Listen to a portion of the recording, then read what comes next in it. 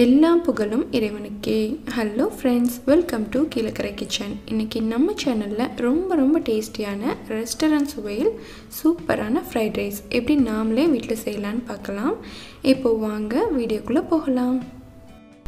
இப்போது ஃபஸ்ட்டு நம்ம அரிசியை ரெடி பண்ணிக்கிடலாம். இதுக்கு ஒரு கடாயில் 1 லிட்டர் அளவு தண்ணி சேர்த்து நல்லா கொதிக்க வச்சுருக்கேன். அப்புறம் 300 கிராம் பாஸ்மதி ரைஸை நல்லா வாஷ் பண்ணிவிட்டு அரை மணி நேரம் தண்ணியில் ஊற வச்சு எடுத்து வச்சுருக்கேன். அதை இந்த கொதிக்கிற தண்ணியில் சேர்த்துக்கிறேன்.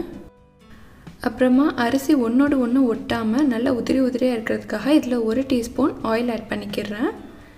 இது கூடவே இதுக்கு தேவையான அளவு சால்ட்டு சேர்த்துக்கலாம். இது ஒரு 85% குக் ஆகினா போதும், ரொம்ப வெந்துடக்கூடாது. இது குக் ஆகட்டும். அடுத்து இந்த ஃப்ரைட் ரைஸில் சேர்க்குறதுக்கு நான் 100 கிராம் அளவு காலிஃப்ளவரை க்ளீன் பண்ணி கட் பண்ணி எடுத்து வச்சுருக்கேன். இதில் தேவையான அளவு salt, 1/4 teaspoon Kashmiri chilli powder சேர்த்துட்டு இதை நல்லா பிரட்டி விட்டுக்கலாம். இது அப்படியே இருக்கட்டும். அடுத்து நம்ம கொதிக்க வச்ச ரைஸை பார்க்கலாம்.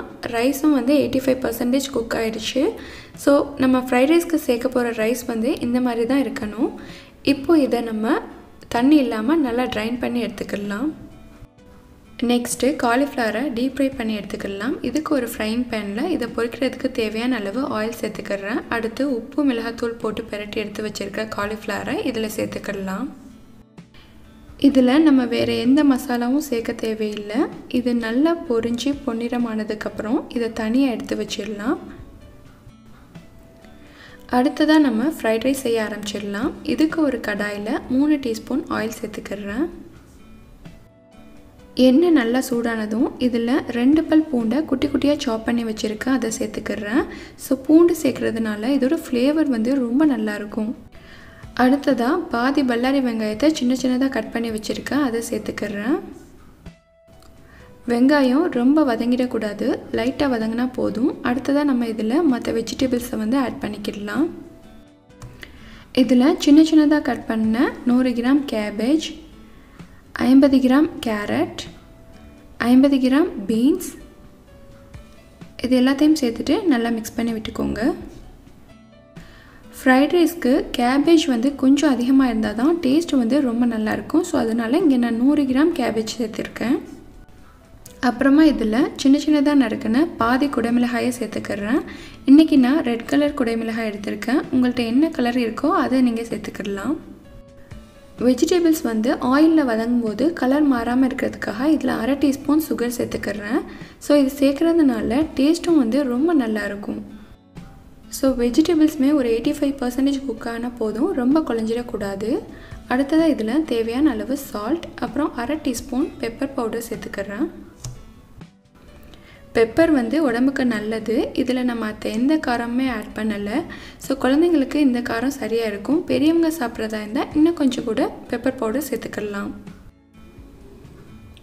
அடுத்ததாக இதில் 1/2 டீஸ்பூன் சோயா சாஸ் ஆட் பண்ணிவிட்டு இதை நல்லா கலந்து விட்டுக்கிடலாம். சைனீஸ் ஃபுட்டை பொறுத்த வரைக்கும் தீயை ஹை ஃப்ளேமில் வச்சுட்டு தான் குக் பண்ணணும்.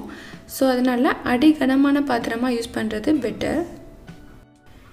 இப்போது வெஜிடபிள்ஸ் ஓரளவுக்கு குக் ஆயிடுச்சு. அடுத்து இதில் நம்ம வடிகட்டி எடுத்து வச்சுருக்க பாஸ்மதி ரைஸை சேர்த்துக்கிடலாம். இப்போது அரிசி உடஞ்சிடாத அளவுக்கு இதை லைட்டாக மிக்ஸ் பண்ணி விட்டுக்கிடலாம். ஸோ பாருங்கள், இந்த மாதிரி தான் மிக்ஸ் பண்ணணும், ரொம்ப போட்டு கிண்டக்கூடாது. ஸோ ரைஸை மொத்தமாக கொட்டிடாதீங்க, கொஞ்சமாக ஆட் பண்ணி மிக்ஸ் பண்ணி விட்டுக்கோங்க. அப்போ தான் ரைஸ் ஈவனாக வெஜிடபிள்ஸ் கூட மிக்ஸ் ஆகும். நம்ம ஃப்ரைட் ரைஸ்க்கு சேர்க்குற வெஜிடபிள்ஸும் ரைஸும் ஈக்குவல் ரேஷியோவாக இருக்கிற மாதிரி பார்த்துக்கோங்க.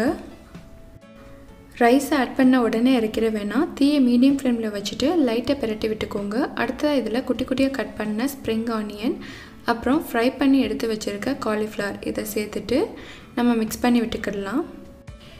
இதில் காலிஃப்ளவரை ஃப்ரை பண்ணி சேர்த்துருக்கிறதுனால டேஸ்ட் ரொம்ப அருமையாக இருக்கும். இதில் க்ரீன் பீஸ் கூட சேர்த்துக்கலாம், பட் இன்றைக்கி நான் சேர்க்கல, இதுவே மோர் தென் எனஃப். இப்போது சூப்பரான கலர்ஃபுல்லான restaurant style fried rice ready ஆகிடுச்சு. இனிமேல் ஃப்ரைட் ரைஸ் சாப்பிட ரெஸ்டாரண்ட் போகணுன்னு அவசியம் இல்லை, நாமளே வீட்டில் சட்டுன்னு ரெடி பண்ணிடலாம். இப்போது ஸ்டவ் ஆஃப் பண்ணிவிட்டு இதை ஒரு பிளேட்டுக்கு மாற்றிக்கிடலாம். இதுக்கு மேலே கொஞ்சமாக நான் ஸ்ப்ரிங் ஆனியன் துவிக்கிறேன். ஸோ கண்டிப்பாக உங்கள் எல்லாருக்குமே இந்த ரெசிபி ரொம்ப பிடிக்கும், ட்ரை பண்ணி பாருங்கள்.